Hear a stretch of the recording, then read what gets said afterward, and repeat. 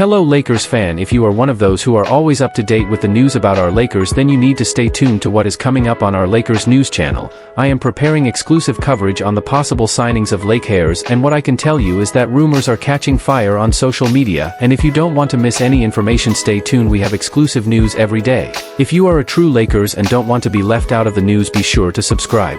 Subscribe to the channel and turn on notifications. Let's go to the video.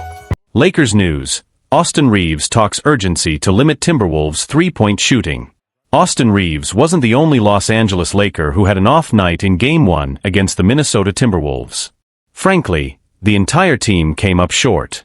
On both ends of the floor, the Lakers struggled, falling flat in a playoff opener that was supposed to energize their home crowd, but ended in disappointment.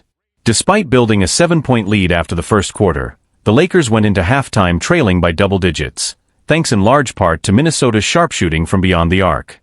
That trend continued after the break, and Reaves admitted that LA gave the Wolves way too many clean looks, even if that was part of their initial defensive strategy. To start the third quarter, I think they knocked down 3 or 4 threes in a row, and most of them were wide open, Reaves said. Game plan or not, you never want to give up shots like that. This is the NBA. If a guy's taking an in-rhythm, uncontested shot, there's a good chance he'll knock it down. So yeah, we'll go back, watch the film, and make the adjustments. Whether it was defensive lapses or a flawed strategy, Reaves made one thing clear: the Lakers didn't do their job. But beyond tactics, he felt Minnesota simply came out with more intensity, and it showed. They just played harder than us.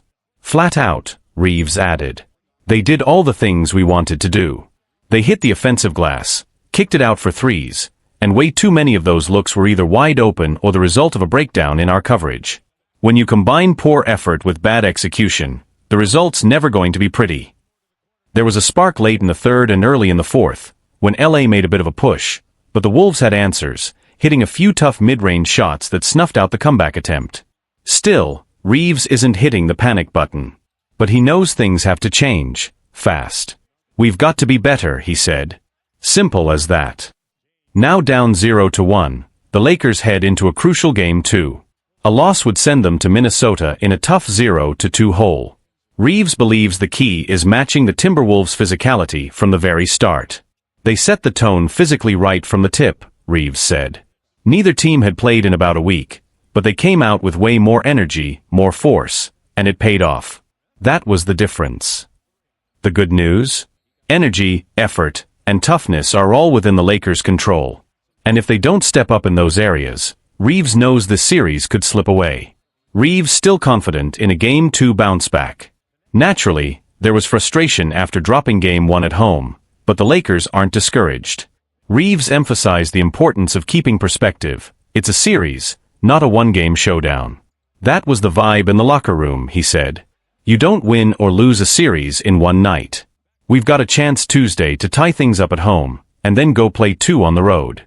Truth is, you don't win or lose anything until someone's got 4. We've just got to play to our standard, and if we do that, we'll be fine. While the Lakers are saying all the right things, the pressure is undeniably mounting. After such a deflating performance at home, questions are now swirling, not just around the team's game plan, but around its identity. Can this group respond when it matters most? Head coach Darvin Ham acknowledged the breakdowns in post-game interviews, calling out a lack of urgency and discipline on defense. We didn't close out hard enough, didn't fight through screens, didn't communicate, Ham said. You let a team like Minnesota get comfortable early, they'll make you pay. And they did. Veterans like LeBron James and Anthony Davis kept their comments short, but their expressions said enough. There's a shared understanding that this team can't afford to repeat Game 1, not in execution, not in effort, and certainly not in body language. Reaves, who has become one of the emotional leaders in the locker room, took it upon himself to speak honestly, but also to rally the group. It's one game, yeah, he repeated. But we've got to act like Game 2 is a must-win.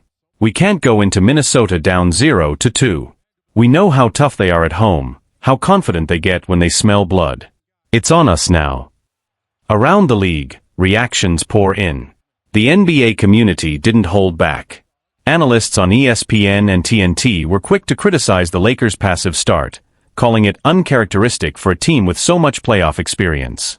Charles Barkley said flat out, the Lakers looked like they didn't know what time the game started. Social media, as expected, lit up.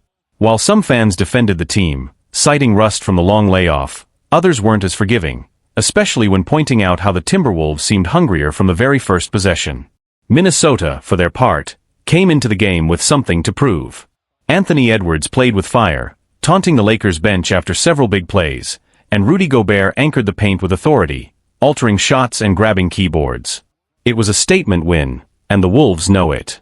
They didn't match our intensity, Edwards said post-game. That's on them.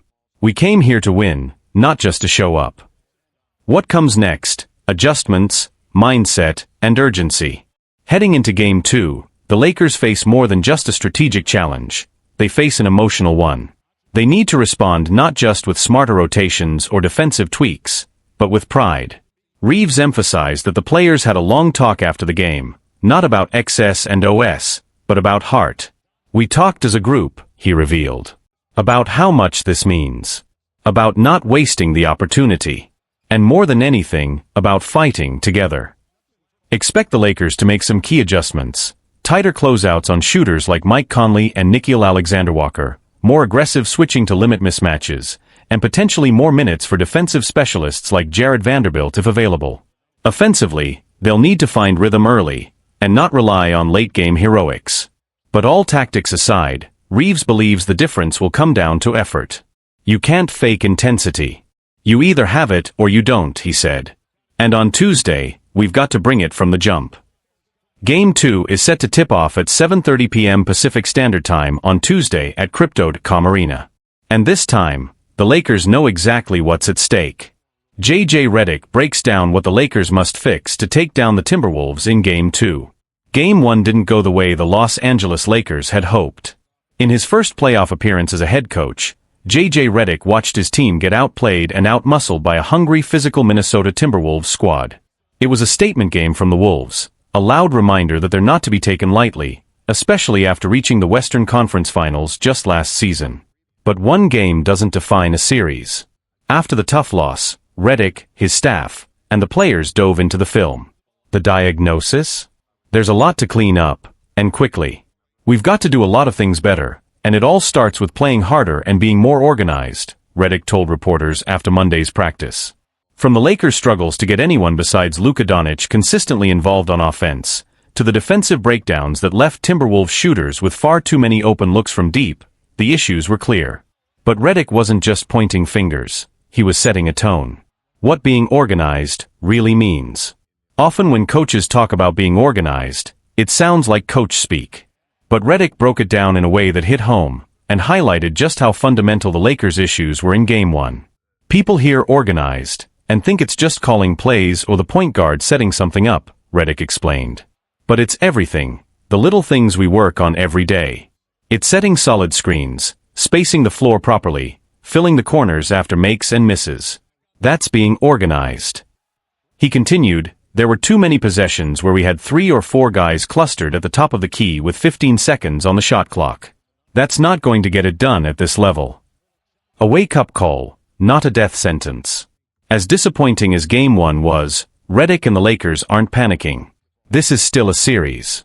The team has a golden opportunity to bounce back on Tuesday and head to Minnesota with momentum, rather than trailing 0-2. The blueprint is simple in theory: be sharper, be tougher, and execute with intent. Redick is confident his team can do that, but ultimately, it's on the players to bring that vision to life. Magic Johnson voices his frustration. Not everyone is as patient. Lakers legend Magic Johnson didn't hold back after Saturday's loss, voicing frustration on social media, and putting some of the blame on Redick himself. Coach J.J. Redick did a great job all season, but he struggled in Game 1, Magic posted. The Lakers were stagnant on offense, played too much isolation basketball, and he didn't make the necessary adjustments. While Magic's critique stung, it echoed a sentiment many fans shared: the offense lacked rhythm, ball movement, and cohesion. Redick, who's earned respect for his analytical mind and attention to detail, will now be tested in the biggest moment of his coaching career so far. Eyes on Game 2. Now, all eyes turn to Tuesday.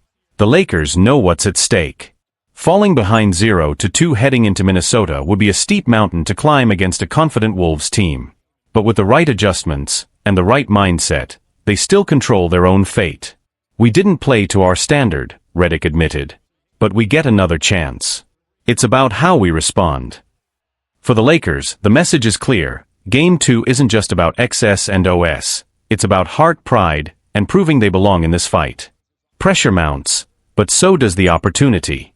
As Game 2 approaches, the Lakers find themselves at a critical crossroads. There's no room for another slow start, no margin for defensive miscues or offensive stagnation. This is where championship-caliber teams are forged or exposed. J.J. Redick understands the gravity of the moment, but he's not flinching. Despite the outside noise, including Magic Johnson's pointed criticism, Redick has remained composed and focused. Internally, sources close to the team describe the coach as laser-sharp, using every moment of film and practice to get the team mentally locked in. He's not panicking, and he's not sugarcoating either, one Lakers staffer said. He knows this team has what it takes. It's just a matter of execution, and he's making sure no detail is overlooked. LeBron and AD step up as vocal leaders. In the locker room, leadership is starting to shift into high gear. LeBron James, who's been through just about every playoff scenario imaginable, reportedly pulled several players aside after practice to reinforce the importance of focus and intensity.